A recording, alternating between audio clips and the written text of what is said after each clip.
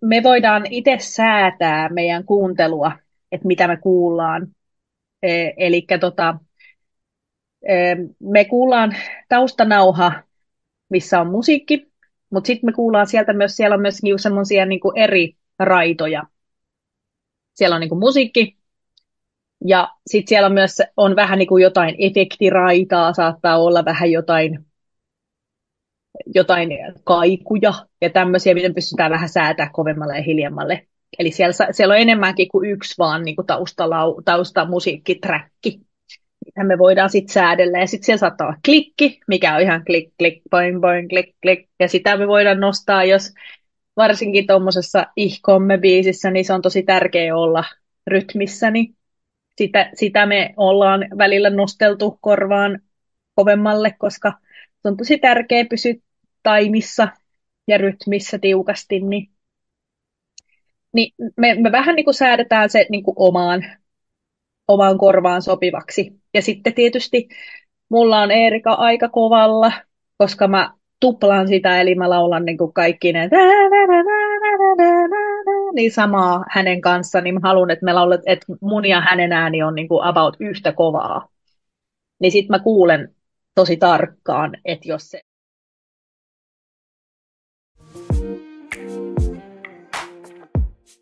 mä uskon, että me ollaan lavan takana, niin kuin UMKssakin.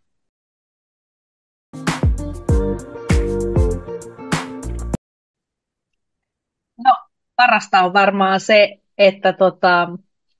että sä pystyt laulaa kaikenlaisella tavalla, sä pystyt käyttää ääntä niin kuin ihan kokonaan sillain, niin kuin muokata sitä tosi eri tavalla.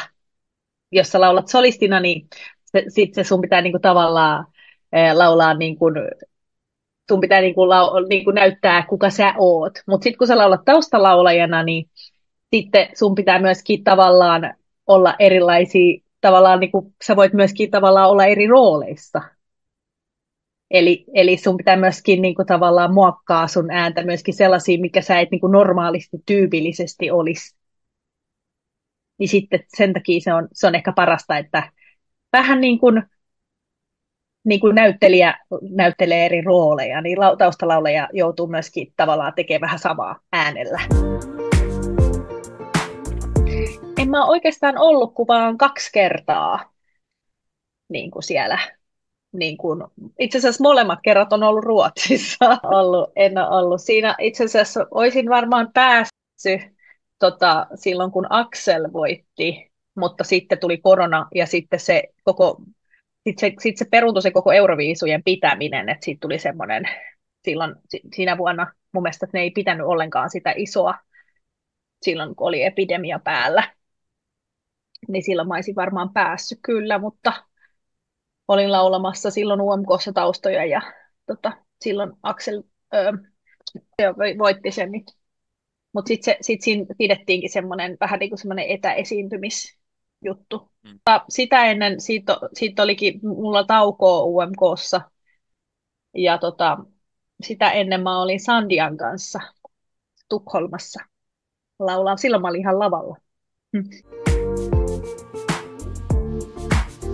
Mä luulen, että nyt kun viime vuonna oltiin Euroviisuissa ja oli varmasti, kun kaikki ajattelee, että nyt kun on varmaan aika jännittynyt tilanne taas poliittisesti, kun ajatellaan tätä Israel-kysymystä, niin silti musta oli tosi hienoa, että kun meillä oli sellainen niin kuin positiivinen ja huumoriesitys, niin se oli musta kaikista kivointa, että Windows 95 mies, eli Teemu ja Henri, ne piti sellaista niin hyvää energiaa, eli ne piti aina semmoisia dance-parteja. Eli ne laittoi aina hyvää musaa, eli yleensä semmoista ysäriteknoa. Ja sitten me tanssittiin sen boomboxin ympärillä. Ja sitten se, joka voitti viime vuonna, se Nemo, niin me pidettiin semmoisia pieni niin kuin jumppatanssirinki, niin se tuli myös meidän kanssa tanssimaan ja jumppaamaan, niin se jäi mulle mieleen, että se oli aika hauska, että siellä vähän niin kuin kaikki esiintyjät, että vaikka oli vähän silleen niin kuin synkkääkin ja vähän jännittynyttä, niin silti oli vähän sellaisia hetkiä myöskin, että jee, että nyt niin kuin et oli myöskin sellaisia kivoja hetkiä, sellaista niin kuin hauskaa. Niin kuin, että et, et me ollaan niin kuin kaikki esiintyjiä ja laulajia ja sillä lailla, niin kuin, et, no, et hyvä mieli ja se, niin kuin, et se oli niin kuin, kuitenkin tärkeintä siinä, niin se ja musiikki ja se. Ja sitten UMKssa ehkä kivointa on se, että mitä monet katsojat ei tajuu, että siellä on niinku ihan hirveästi ihmisiä töissä siellä. Että se, ketä monet niinku näkee, niin on vaan se artisti, mutta kun siellä on 100 ihmistä siellä niinku lavan ympärillä ja takana ja niinku, niinku kaikki, jotka siellä silleen niinku laittaa kahvia ja karkkeja ja keksejä ja pystyy ja muuta, niin ompelee niitä vaatteita ja muita. Niin kuin kaikki on siellä silleen hirveän hyvällä mielellä ja yrittää tehdä hienoa showta, että siellä on niin kuin hirveän hyvä henki ja kaikki haluaisi niin kuin, jotenkin kaikki on hirveän innoissaan siellä siitä, että jee, tehdään hyvä show ja niin se on mulla aina se, mikä jää mun hirveän hyvä mieli. Se on siksi vähän niin kuin sellainen leiri, mihin sä meet silleen muutama päivä johonkin Tampereelle tekemään sitä UMKta, niin se on semmoinen, just se ehkä semmoinen behind the scenes, mitä toivoisi, että ehkä enemmän, toivottavasti pikkuhiljaa ehkä nostettukin someen tai Instaan, mutta toivottavasti tulee vielä lisää, koska se on niin iso jengi siellä, niitä tyyppejä, jotka kaikki tekee sitä showta, että se onnistuu. Just ne kaikki ninjat, eli tanssijoita ja kaikkea, jotka siellä tärkeitä, että niinku, just se, että siellä on niinku, oikeasti ihmiset töissä sen kokonaisen viikon niinku aamusta iltaan, ja sitten jos joku jää tekemättä, niin sitten niinku, joku asia ei onnistuisi niin hyvin.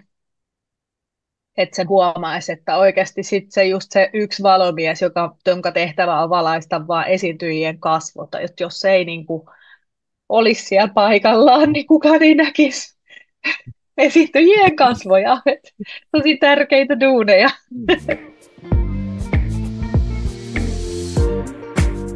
No mä yritän aina juoda hirveän paljon vettä, varsinkin tuommoiset paikat kuin Nokia-areena, sillä on ihan hirveän kuiva ilma, niin siellä siis pakko juoda ja pakko vetää vähän niin kuin elektrolyyttijauhetta sinne, koska sä et niin kuin, et se imeytyisi se vesi, koska sä et niin kuin edes ehdi juomaan niin paljon vettä, että se imeytyisi.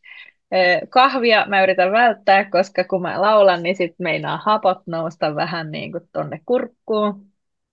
Ja sitten mä yritän olla syömättä liikaa, koska myöskin silloin, kun laulaa pitkiä päiviä, niin silloin niin kuin ei pysty täydelmahan laulaa. Että mä syön pieniä annoksia, että ei mitään liian hapokasta tai raskasta.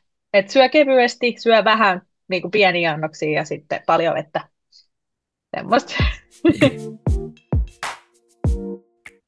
On toki, ja se on aina pitää isoihin juttuihin harjoitella paljon, että se lähtee pienistä palasista ensin harjoitellaan niin kuin ihan me taustalaulajat keskenään ja mietitään, että mitä me tehdään ja mitä me niin kuin tavallaan tarjotaan siihen biisiin.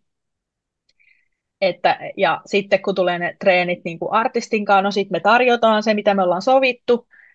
Eli että me tehtäisiin näin, ja sitten no, silleen, että okei, että me kuunnellaan, ja se äänitetään, ja sitten ne kuuntelee, ja sitten ne ehdottaa, että no jättäkää toi, ja toi oli hyvä, ja sitten me niinku hiotaan niitä pikkuhiljaa niitä, että toi oli tosi hyvä, mitä te ehdotitte, ja jättäkää toi laini tuolta pois, ja tälleen me pikkuhiljaa niitä hiotaan, ja ne aina äänitetään ne, niinku, ne treenit, että siitä aina niinku nauhoituksissa kuulee, että miten ne toimii, ne meidän jutut, että kyllä niitä pitää treenata ja niitä pitää hioa ja mitä niin kuin enemmän toistoja niin kuin saadaan yhdessä, niin sen parempi, että ne aina muotoutuu.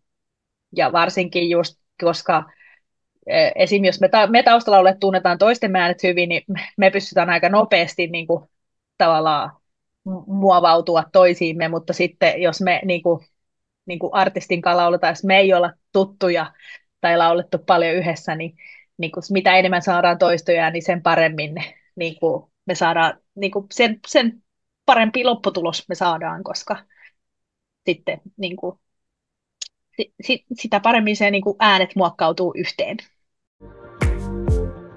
Mm. Mä haluaisin laulaa Lorenen kanssa. Joo. Se olisi kova.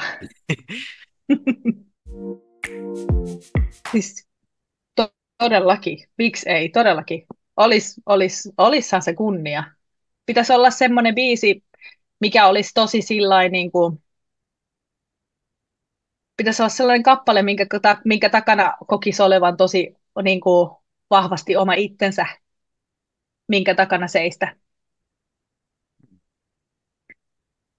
Niin. Joo.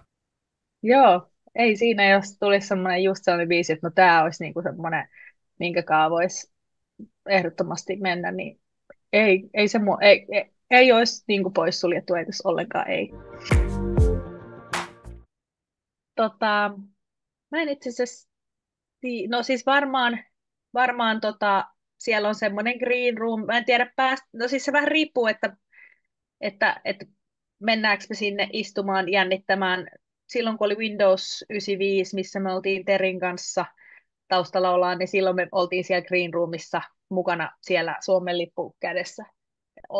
Kuunneltiin muita, että saatiin, no silleen mahduttiin sinne, että siellä on niin kuin, muutamia siellä niin kuin, tiimissä mukana, että sit siinä niillä on yleensä se, että kuinka monta sinne pääsee sinne Green Roomiin istumaan, että niillä on rajattu määrä, mutta et joko siellä tai sitten siellä niin kuin on sitten toinenkin green room, semmoinen isompi sitten, missä on muita esiintyjiä tai niiden niin kuin tanssijoita tai muita.